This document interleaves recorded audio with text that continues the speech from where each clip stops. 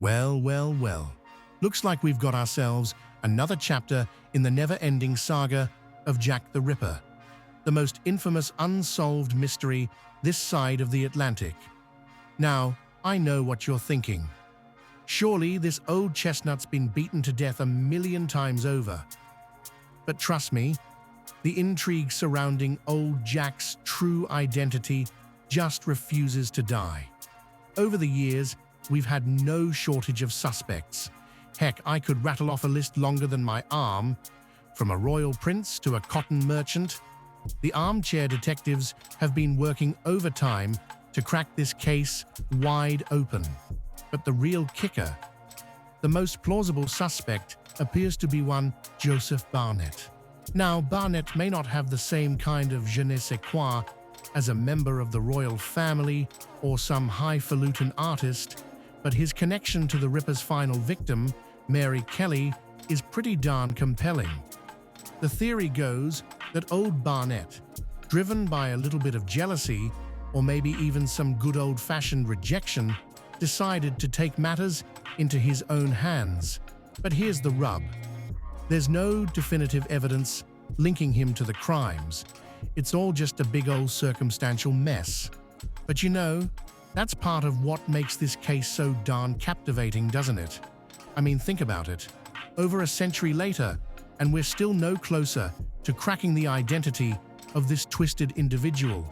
It's like a Sherlockian whodunit that just refuses to be put to rest. And let's be honest, we humans love a good mystery, don't we?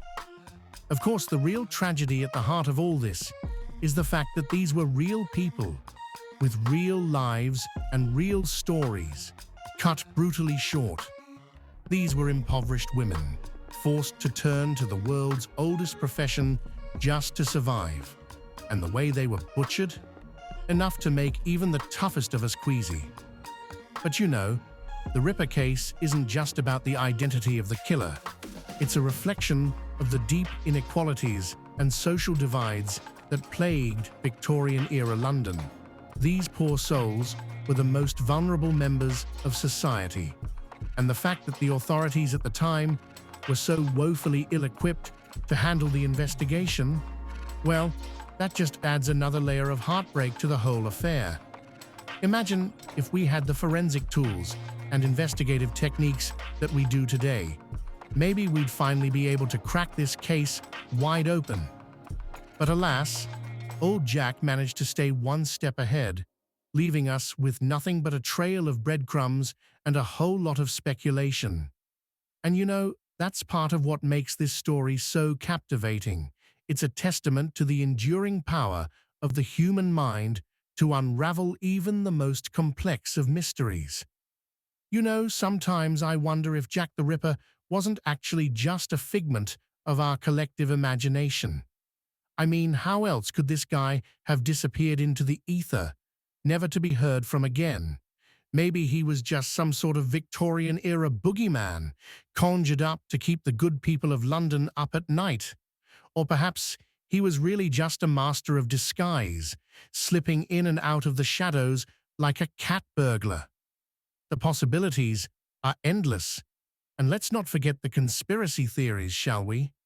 I bet if I started digging around, I'd find all sorts of wild ideas, from royal family cover-ups to secret societies and the like. It's enough to make your head spin, I tell you. But hey, that's all part of the fun, isn't it? The more outlandish the theory, the more enticing it becomes. All right, I think that about does it for now. If you'll excuse me, I'm going to go dust off my deerstalker cap and see if I can't put my own spin on this whole Ripper business. Who knows? Maybe I'll even stumble upon a clue that's been overlooked for the past 130 years.